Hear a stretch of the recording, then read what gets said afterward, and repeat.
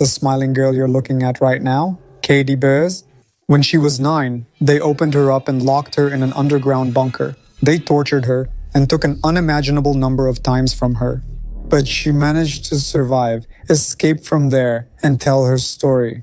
This will be difficult, but if you're ready, sit down more comfortably, dear, because this is scary.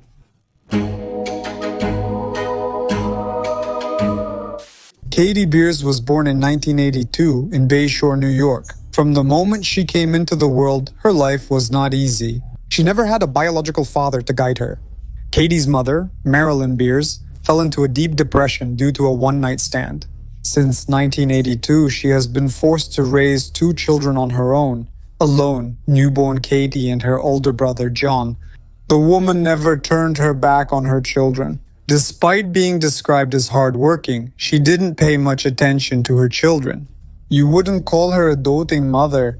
Indeed, Mrs. Merlin Beers left Katy and John under the care of their notorious mother Linda Inglary and her husband Salvatore, who everyone simply called Sal. As you can imagine, things didn't get better with them, the girl, but rather worse. At the Godparents' house, Katy was just a servant. All the housework was dumped on the little girl. She washed dishes, did the laundry, cleaned, but the worst was yet to come. From the moment I turned 2, I was subjected to sexual abuse by the man who was my godmother's husband, Katy Beers' accomplice. When the girl turned 7, she decided to talk about what was happening to her godmother, but she simply didn't believe her. She told me that I was a terrible liar and that I should get out of her sight, recalled Katy. Moreover, the children were not allowed to go to school, and she grew up in complete isolation. In short, the girl hardly ever interacted with her peers. Her only friend was a man named John Esposito, who lived in Bayshore since early childhood. His mother died when he was still a little boy. Perhaps due to this loss, he became unusually attached to his mother. Although John Esposito never socialized and in principle rarely left the house, people didn't consider him strange. He was always quiet at school, always kept to himself. John was a bit wild, but he looked like an ordinary child. He just seemed like a mama's boy, Douglas Acroft puzzled, who attended middle school with John. Like many in the neighborhood, where 2, 3, and 4 generations live under one roof, John had built his own apartment over the garage just a few meters from the main house. Then, when John's mother died, all the other family members gradually moved away. But he himself stayed to live there, absolutely alone. He didn't bring any friends or a wife to himself. In principle, the neighbors described him as a nice, quiet builder who lives a peaceful life. More or less, Esposito socialized with his family Inglary and visited them quite often as a guest. According to Katy, the moments she spent with Esposito were the happiest in her life. She described him as a trustworthy man, someone you could rely on. Then John was 43 years old, and then she still didn't know who this John really was. Monday, December 28, 1992, this day seemed too ordinary. In fact, it had the potential to become one of the happiest days for Katy. That very day, Esposito visited the Inglary family and took the little girl to the center of attention as her birthday was approaching. In 2 days, Katy was about to turn 10 years old. The girl, not thinking twice, agreed, as she always had a good time with John. Even more, he said he would take her to the best amusement center in their district. This was Katy's favorite place, Spaceplex. The center was not far from their home. There you could freely run, play games, ride on mechanical dinosaurs, and overall have a great time if you're a kid. And before going to Spaceplex, John suggested Katy to play a video game. And this could only be done at his house. I couldn't say no, so we went to his house. On the mountain, there was a huge open area with a gaming zone. There was a barbecue and snacks. And the only place where you could sit in the whole room was his bed, thought Katy. However, the celebrations and fun ended abruptly. When it got dark, a long bell rang in Angelera's family. Only Lindo, a man has opened me. He has a knife. Oh no, here he comes. I have to run. Such a notification left a crying Katy on the bus stop before throwing the earpiece. Literally a few moments after this, John Esposito was already talking to Spaceplex employees and said he had lost the girl and asked for help finding her. When the staff could do nothing, they called the police. Lyndon Galleri also turned to law enforcement and passed on the recording of the call. This was enough to open a case about the disappearance of the child, and also to involve the experienced detective Dominic Verona, who was the commander of a group in the Long Island Police. Initially, the police came to the Spaceplex Entertainment Center, but they could not find anything there. It seemed that Katy was never there. Dominic Verona then suggested that perhaps this disappearance is not what it seems to be. This was not the first case in his career when criminals deliberately misled the police to cover their tracks. The detective noticed the squeak that Katy had ever made to her beloved mother. He found it extremely strange how a 9-year-old child could escape from the kidnapper and manage to use the phone. This question did not give peace to Verona, who was the head in this case. The detective decided to send the recording of the call to the Federal Bureau of Investigation agents so they could delve into it in more detail. In the end, the traces of the crime did not add up. No matter how much the singing problems with this call bothered me, we heard a girl's voice who found herself in a terrible situation. This girl was in danger, said Veron. From experience, he knew that nearly 95% of child abductions are committed by family members or people close to them. The defense also focused on the biological mother of Katy, Marilyn Burrs, older brother John, estranged Lindy, and her boyfriend Sal. Given that Katy's family could hardly be called well-adjusted and normal, and soon it turned out that all of Katy's relatives had alibis at the time of her disappearance. The prime suspect became John Esposito, the girl's unchanging friend. Detective Vernon questioned him the next day after Katy's disappearance, on December 29th. I asked him, "What do you think happened, John?" I still remember his 3-word response. "Something terrible happened," Vernon guesses. Then, charging John Esposito seemed impossible. There was no concrete evidence, and he got along well with children, which was well known. But past John didn't play in his favor. Shortly after the case was opened, the defense attorneys reviewed John's biography, and it turned out that he was involved in a child abduction case 15 years ago. Having received this information, the police searched John's house, but the results were inconclusive for the investigation. The defenders found nothing unusual in Holosjak's building, and it seemed they would have to shift their attention to someone else. However, the Federal Bureau of Investigation revealed the results of Katy's fingerprint analysis. Scientists in the lab concluded that it was not a real-time call. There wasn't even any background noise. I will never forget the call I received from the scientists at the Federal Bureau of Investigation. It turned out that it really wasn't Katy who called and disappeared. It was a recording. It was someone who recorded Katy and wanted us to believe that it was a call from a phone booth at SpaceX. Then the police started putting all the pieces of the case together.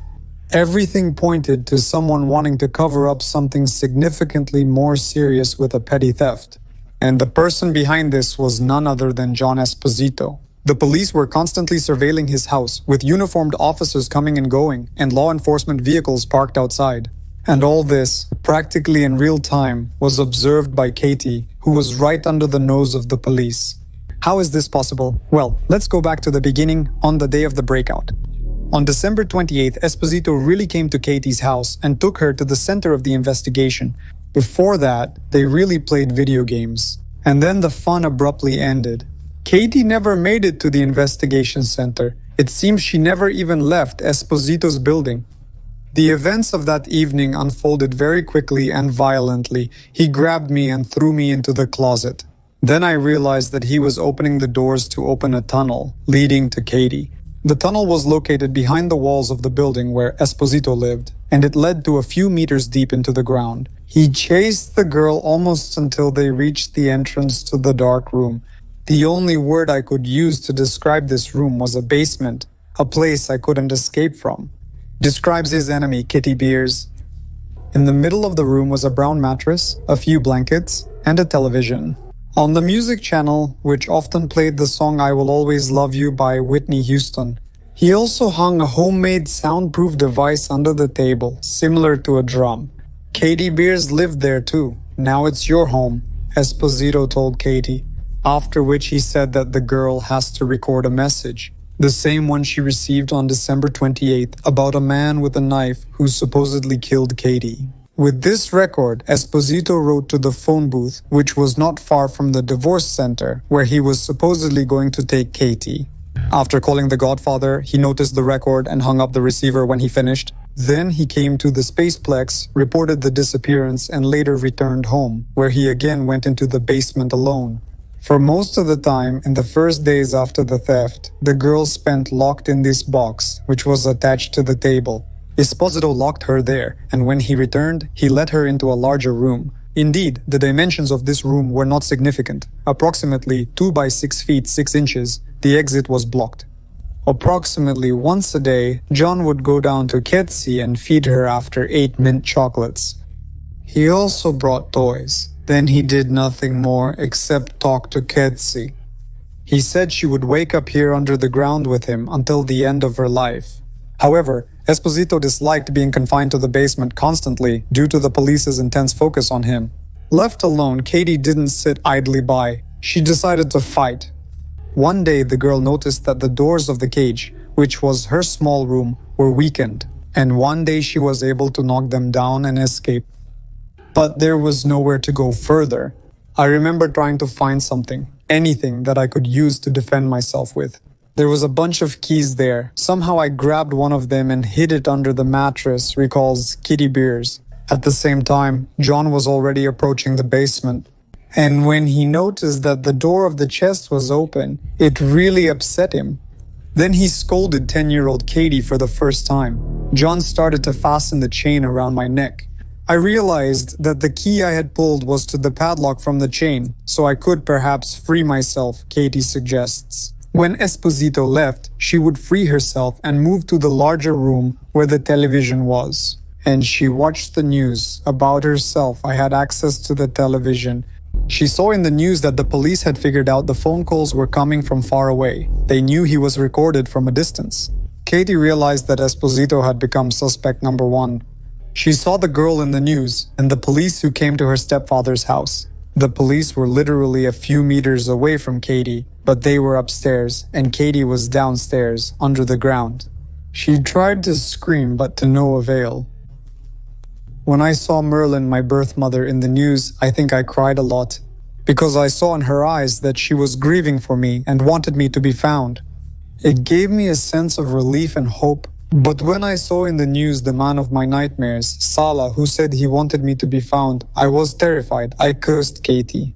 When the spotlight turned back, it turned far back to Katy, and she put a chain on herself. But John, fortunately, was getting more and more used to coming to her. He was not nervous anymore. One day he came to Katy with words, "Let's make the police believe you're dead. Play dead, I'll photograph you. When the police see the photo, they'll call off the search."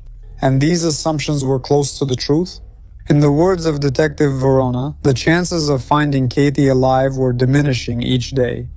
But Katy herself didn't seem to give up. She just couldn't allow it. From that moment on, I rarely slept and didn't eat the food he gave me. I was afraid he might have put something in it. He threatened me with sedatives or sleeping pills to take the photo he wanted, hoping it would get the police to stop searching for me. Then Katy started talking more to her kidnapper. She tried to convince him that his actions were not innocent. The girl talked about wanting to go to school, grow up, make friends, and have her own children. "What did you hear from John? You will do all this with me. We will get married. We will have children." She stood her ground. She clearly said, "No, I don't want to do this with you." She kept staring at him. She additionally said that she feels sick and bad. In any way, she tried to instill confidence in him that everything would be fine for him, as he thought. And indeed, it seems it worked. Apparently through a whisper from Katy's side, or possibly through a whisper from the police side, John spoke. He turned to his lawyer with the words, "There's something important I need to say. I know where Katy is.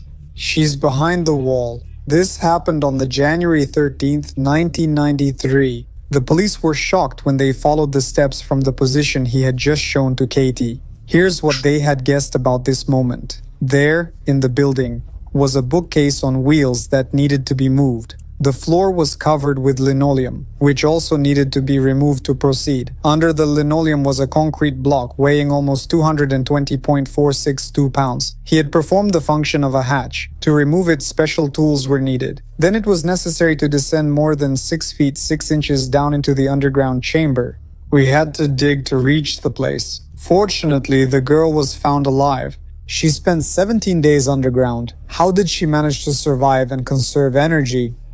Dominic Veron, who oversaw the investigation, suggested that through her experiences, sexual awareness, severe trauma, and street savvy, she was much more mature than the average girl her age. I think that's what helped her survive. At some point, Katy must have realized that Esposito was only maintaining this underground chamber, where she fell into by accident. This was several years before it all happened. I realized that I was playing in this basement while he was building it. He also had a vision. Building a basement camera just to grow me meant Katy Beers. To support the child, in those days, Dominic Veron wrote a letter to Katy. Dear Catherine, I don't know if you're okay, but what I do know for sure is that you're a young ice maiden with an incredibly strong will to live. The only thing I wished for was to get to you as quickly as possible and that you wouldn't be there for too long. Not many adults could endure or go through what you had to go through. Hold on to this and continue to be strong. John Esposito has been arrested. The man confessed his guilt on June 16, 1994, a year and a half after Katy was found.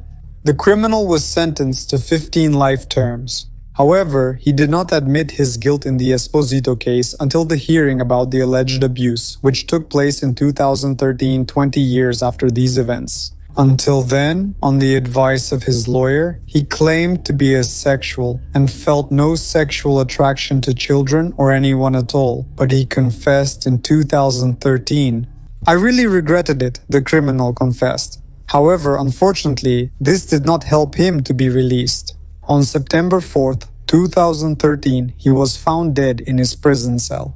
He was 64 years old and it seems it was a natural death. No matter what hardships Ketsia had to go through for 17 days of imprisonment, this incident, in a literal sense, changed her life for the worse. Krim Esposito also imprisoned Salangilari, the man of her condemned mother, for he abused and tormented the girl for 7 years. He received 12 years of prison and died in jail in 2009 when he was back there for violating probation rules. Katy Beers herself found a new family, adoptive but fortunately, very, very good. For 10 years, she grew up in a large family, where there was a loving mom, dad, and also 4 brothers and sisters.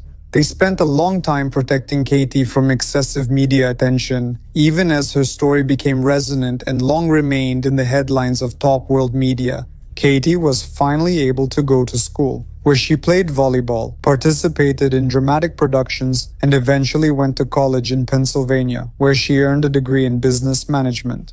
In 2004, when she was 22, she met Derek, who became her husband and later the father of their 2 children. In 2013, in an interview with the media, Katy said, "I don't dwell on what happened because ultimately it made me who I am today. I am very happy and satisfied with my life." More than that, she even decided to write a book about what happened to her in childhood. In Katy's opinion, this book will help others who have experienced something similar, something traumatic, to understand how to cope with it and continue living. Katy's book, Whispered Secrets, The Story of Katy Beers, became a bestseller, and she herself now works with the National Center for Missing and Exploited Children in the States. I think the best part of my story is that, you can survive and recover, and that your life is 100% what you make of it. I didn't let childhood traumas come into my adult life. They made me who I am, but they didn't determine who I will be. Well, dear ones, that's the story. Thank you for listening to it until the end. Please take care of yourself, your loved ones, and those close to you. And also your health, both mental and physical. Let's take care of each other.